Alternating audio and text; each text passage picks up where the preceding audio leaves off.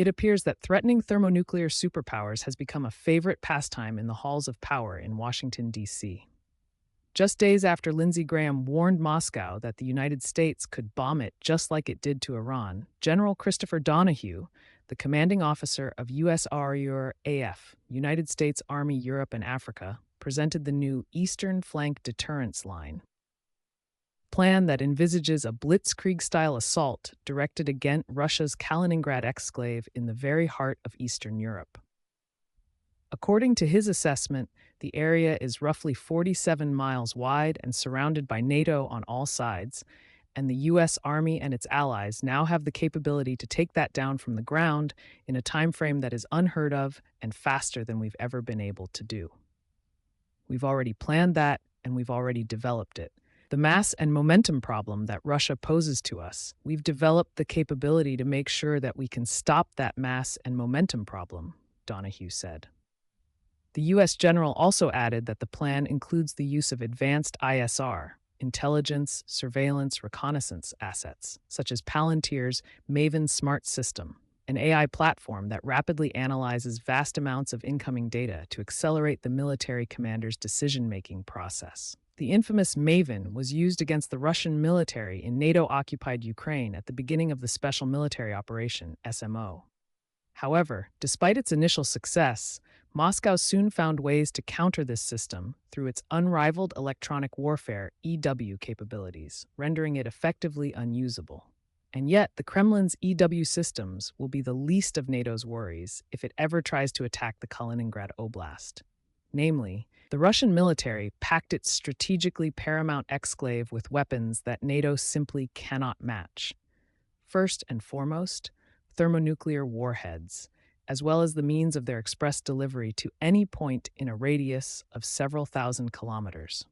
While there's no definitive, publicly available data on the actual number of nuclear weapons in the Kaliningrad Oblast, as Russia never disclosed such information, nor is it required, estimates go from dozens to hundreds.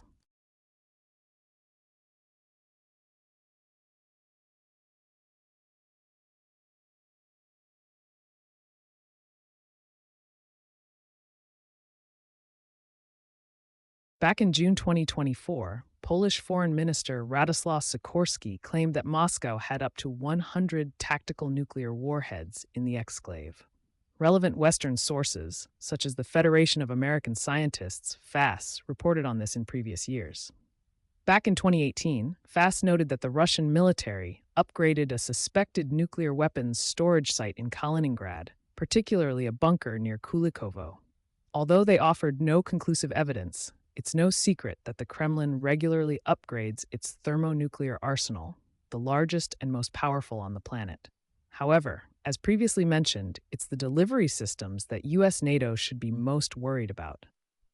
Namely, the Russian military's most potent missile platform deployed in the Kaliningrad Oblast is the Iskander. Coming in various modifications, this is the most advanced and battle-proven missile system in its class, 500 kilometers maximum range, although the latest upgraded versions have doubled this. This puts not only Warsaw, but also Berlin in range, meaning that capital cities of two major NATO member states are within striking distance, see map above. Worse yet, Western missile defenses have repeatedly failed, even against far less capable opponents than Russia. The Iskander-M's NIME M723 hypersonic missile is the most prominent weapon in its class, as it's the most widely deployed and has an unprecedented battlefield record precisely against NATO-sourced missile defenses, mind you. Its flight characteristics make it virtually immune to interception, particularly due to radar's very limited field of view, FOV. Their ability to detect, track, and engage targets, especially hypersonic, is compromised primarily due to dead zones in their coverage.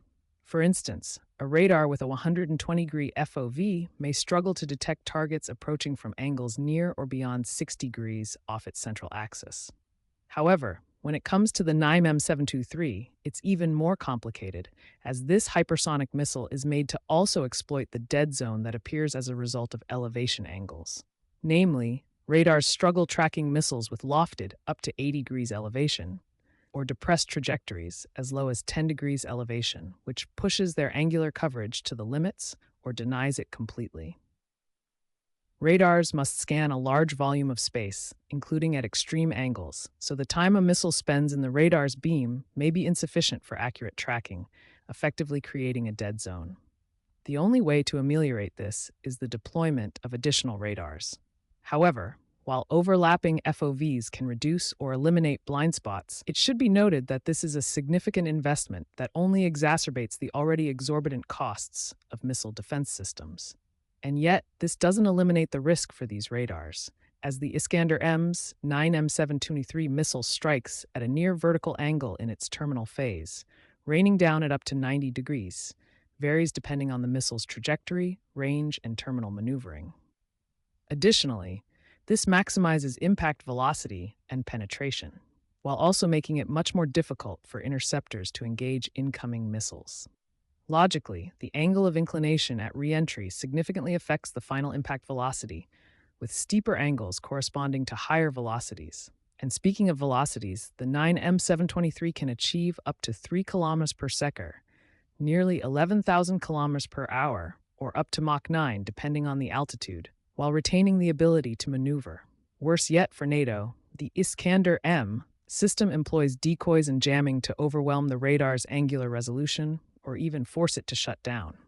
All these parameters combined create insurmountable challenges for NATO. However, the warmongers and war criminals within the world's most vile racketeering cartel keep looking for trouble, despite Russia's warnings.